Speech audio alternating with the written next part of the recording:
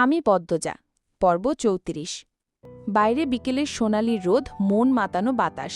লম্বা বারান্দা পেরিয়ে নূরজাহানের ঘরের দিকে যাচ্ছে পদ্মজা। বাতাসের দমকায় সামনের কিছু চুল অবাধ্য হয়ে উঠছে। এতে সে খুব বিরক্ত বোধ করছে। এক হাতে দই, অন্য হাতে পিঠা, চুল সরাতেও পারছে না। তখন কোত্থেকে উড়ে আসে আমির। এক আঙুলে উড়ন্ত চুলগুলো পদ্মজার কানে গুজে দিয়ে আবার উড়ে চলে যায়। পদ্মজা চমৎকার করে হাসে। আমিরার যাওয়া দেখে মনে মনে বলল, চমৎকার মানুষ। নূরজাহানের ঘরের সামনে এসে দেখল দরজা ভিজানো। পদ্মজা অনুমতি না নিয়ে দরজা ঠেলে ঘরে ঢুকে অবাক হয়ে গেল। তার চক্ষু চড়ক গাছ, পালঙ্কে ভুরি ভুরি সোনার অলঙ্কার, জলজল করছে, চোখ ধাঁধানো দৃশ্য। পদ্মজাকে দেখে নূরজাহান অপ্রস্তুত হয়ে পড়েন, তা পদ্মজার চোখে পড়েছে। নূরজাহান ক্ষুব্ধ হয়ে উঠলেন, তুমি এই নে কেড়ে আইছো? আমি কইছি আইতে? নূরজাহানের ধমকে থতমত খেয়ে গেল পদ্মজা। দইয়ের মগ ও পিঠার থালার টেবিলের উপর রেখে বলল, আম্মা বললেন দই পিঠা দিয়ে যেতে। তোমার হৌরি কইলই হইব, আমি কইছি। আমার না কইয়া আমার ঘরে আহুন মানা, হে তো তোমার হৌরি জানে না। মাফ করবেন, মাথা নত করে বলল পদ্মজা। যাও, বাড়ায় যাও। পদ্মজা বেরিয়ে গেল। দরজার বাইরে এসে থমকে দাঁড়ায়। ছোট কারণে এত ক্ষুদ্র প্রতিক্রিয়া কেন দেখালেন তিনি? পদ্মজার মাথায় ঢুকছে না। পদ্মজা আনমনে হেঁটে নিজের ঘরে চলে আসে। সে ভাবছে, এই বাড়িতে আসার পর থেকে কি হয়েছে সব ভাবছে। প্রথম রাতে কেউ একজন তার ঘরে এসেছিল, নোংরা স্পর্শ করেছে। সেটা যে আমির নয় সে শতভাগ নিশ্চিত। এরপর ভোরে রানীকে দেখল চোরের মতো বাড়ির পিছনে জঙ্গলে ঢুকতে। তারপর রুম্পা ভাবির সাথে দেখা হয়। তিনি শুরুতে স্বাভাবিক ছিলেন, শেষে গিয়ে পাগলামি শুরু করেন। দরজার ওপাশে কেউ ছিল। পদ্মজা ভ্রুকুটি করে মুখে চকারান্ত শব্দ করল, সাপ ঝাপসা। ফরিনা বলেছিলেন দই পিঠা দিয়ে রান্নাঘরে যেতে। পদ্মজা বেমালুম সে কথা ভুলে গিয়েছে। যখন মনে পড়ল অনেক সময় কেটে গিয়েছে। সেই দ্রুত আঁচল টেনে মাথা ঘুমড়ে ছুটে যায় রান্নাঘরের দিকে। এসে দেখে ফরিনা এবং আমিনা মাছ কাটছেন। পদ্মজা পা টিপে টিপে রান্নাঘরে ঢুকে। ভয়ে বুক কাঁপছে। কখন না কঠিন কথা শোনানো শুরু করে দেন। নাওনের সময় এসে তোমার আসিলা কই? বললেন ফরিনা। ঘরে, নতজানু হয়ে বলল পদ্মজা। আমির তো বাড়ায় গেছে, অনেকক্ষণ এলো। তুমি ঘরে কি করতেছিলা? স্বামী বাড়ির থাকলে ঘরে থাউন লাগে, নাইলে বউদের স্বভাবই খালি রান্দা করে। চুলার চেয়ে কিছুটা দূরত্বে কয়েকটা বেগুন রাখা। এখানে আসার পর থেকে সে দেখছে প্রতিদিন বেগুন ভাজা করা হয়। পদ্মজা দা নিয়ে বসে বেগুন হাতে নিল। ফরিনা বলেন, বেগুন লইছ ক্যারে? আজ ভাজবেন না? জাফর আর হেরবু তো গেলই গা, এখন কাল লাগা করাম, আর কেউ খায় না বেগুন। পদ্মজা বেগুন রেখে দিল। কণ্ঠ খাদে নামিয়ে বলল, কি করব?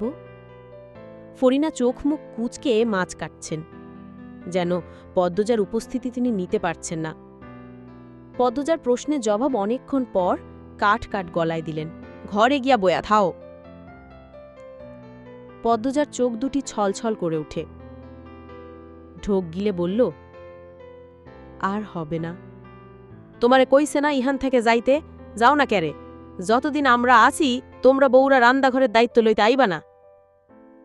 আমিনার কণ্ঠে বিদ্রুপ।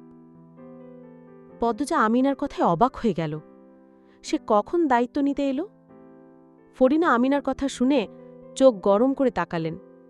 বললেন, আমার স্যারার বউরে আমি মারবো, কাটবো, বকবো, তোমরা কোনোদিন হেল্লোগে উঁচু গলায় কথা কইবা না। বউ, তুমি ঘরে যাও। পদ্মজার সামনে এভাবে অপমানিত হয়ে আমিনা স্তব্ধ হয়ে যান। তিনি সেই শুরু থেকে ফরিনাকে ভয় পান, তাই আর টু শব্দ করলেন না। পদ্মজা ফরিনার দিকে অনুসন্ধানী দৃষ্টি নিয়ে তাকাল। কি যেন দেখতে পেল। মনে হচ্ছে এই মানুষটারও দুই রূপ আছে। এই বাড়ির প্রায় সবাইকে তার মুখোশধারী মনে হচ্ছে। কেউ ভালো কিন্তু খারাপের অভিনয় করে, আর কেউ আসলে শয়তান কিন্তু ভালোর অভিনয় করে।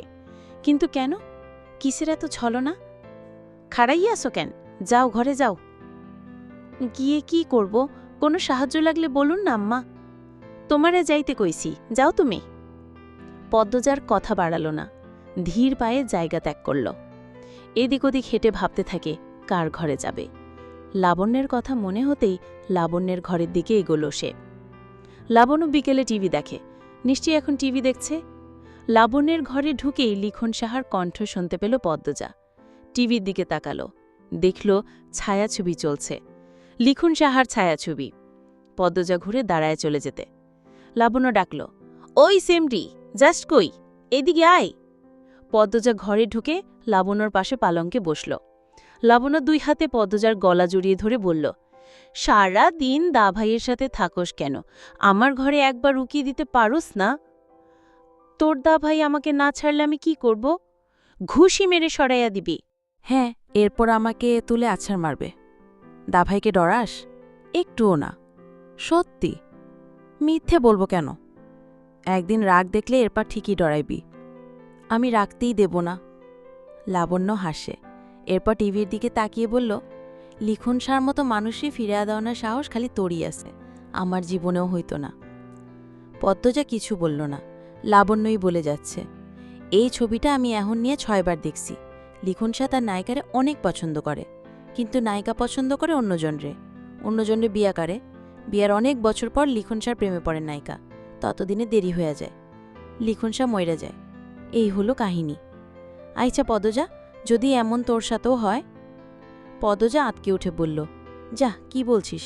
বিয়ের আগে ভাবতাম যার সাথে বিয়ে হবে তাকেই মানব, কিন্তু এখন আমার তোর ভাইকেই দরকার। ওরে, লাইলি হয়ে যাইতেছোস। যা, আমিও মজা করছি।